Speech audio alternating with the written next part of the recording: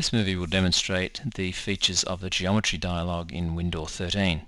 We'll begin by switching to a layer where we've got some door and window objects and click on the geometry button here to open the dialog. The geometry dialog is divided into 4 sections: wall, frame, sash and door, and then each of these has 2 or more subsections. Under wall we have sill and existing walls. Under frame we have the member sizes, internal trim and external trim. Under sash we have the member sizes and the glazing settings, and under door we have the member sizes and the glass settings. If you don't want to use sills, and these sills will typically be used in masonry construction, then you can simply have no sill and none of these sills will be created. Once you do choose to create a sill, the options will become available and you can choose what appears in 2D and what appears in 3D. The options are wall line, which will just draw a line across in line with the wall that the door or window is inserted into, the sill only, and sill plus joints. The sill only will give you a plan view of whatever would show in 3D, and the sill plus joints will give you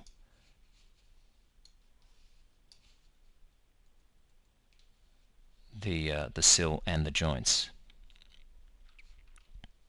In 3D you can choose to show the sill or not. This unit here is actually a combination unit, and as such it has a filler wall underneath this little window. Let's just have a look at that so that you know what I'm talking about.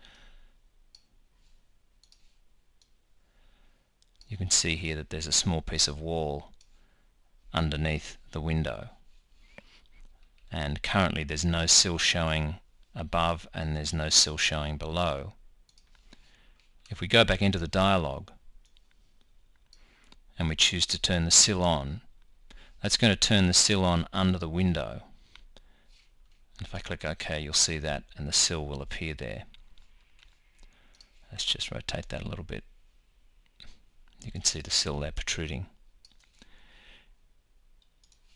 If you also want to show a sill at the lower level, then you check Draw 3D Lower Sill, and that will also put a sill in down below.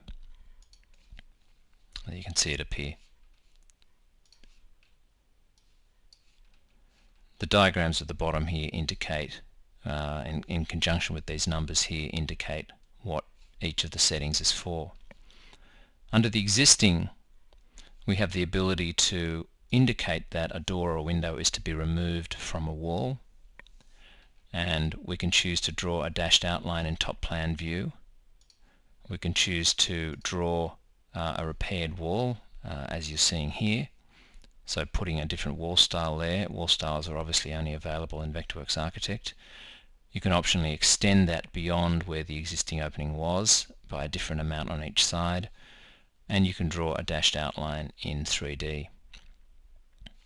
Under new opening in existing wall, you have the ability to add a little patch of new wall on each side of the opening. If we look at an example of 2 of those, this is an opening that was removed in showing its removal in 3D, and in 2D it's looking like this, where you can see the dashed outline of what was a window or door and the new wall that's going to fill up that existing opening. Where you've got a new opening in an existing wall, you have the ability to show that little piece of brickwork or patch of wall on either side of the existing opening.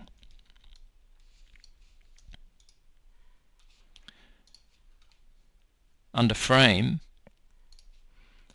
we have the member sizes, and that's all fairly self-explanatory. The shim gap is for creating a rough opening size, so if I added say 1/2 inch or 13 millimeters to this, the rough opening that I could then list on my schedule would add this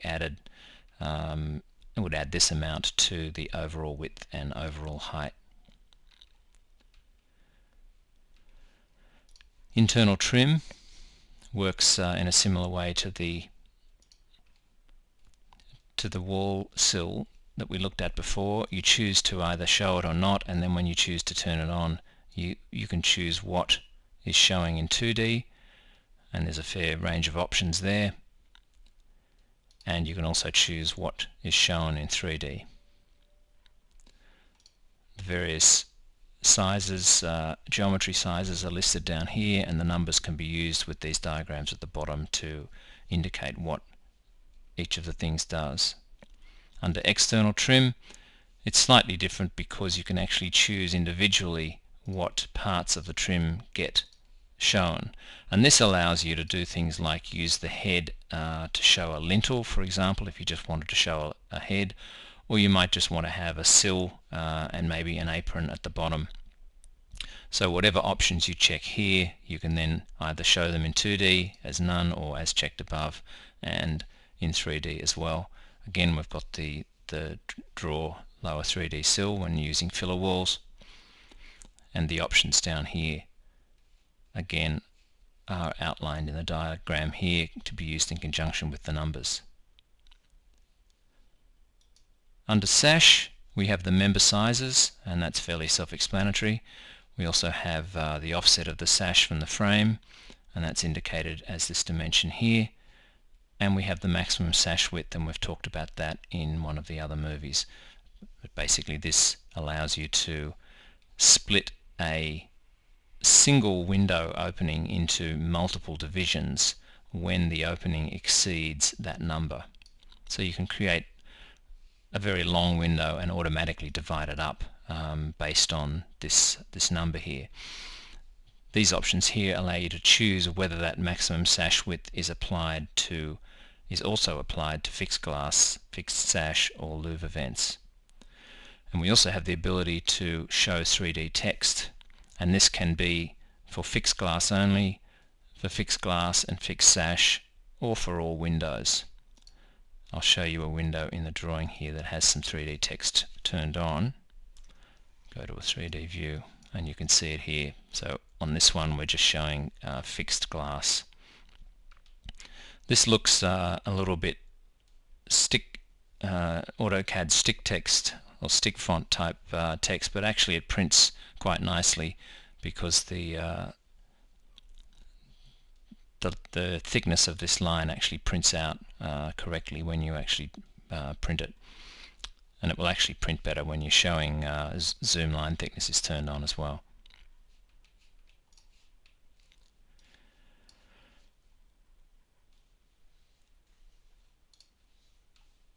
In the glass section we can choose to include glazing bars or muntins, and when you turn them on the options become available depending on which of these you have selected. We've also got a few more options here, and this is also where you set glass block size and the louvered glass spacing. Under door we have the various door options here, and as well as the member sizes for the various parts of the door. We have the handle position, and if you want a custom position you choose that and this field becomes available. We also have the louver spacing if you're using louvered doors, the pivot offset if you're using pivot doors, and that's explained in this diagram here, and the cavity slider protrusion, which is the amount that a cavity slider will protrude into the opening when it's in its fully open position. Sometimes this can be flush, sometimes it sticks out into the opening depending on the detail you want to show. If the door type is a wall face slider, then this field here will change and it will determine the offset of the sliding door from the face of the wall. Under glazing we have the ability to add glazing bars to doors and windows. Sorry, to doors. I just wanted to explain something about the glazing bars, and let's just go back to our drawing here and pick a window, maybe one of these ones here, and I'll just spin the drawing around a little bit. and we can look at this. If I want to add some glazing bars here, I would go to sash and then to glass, and I would say spaced bars.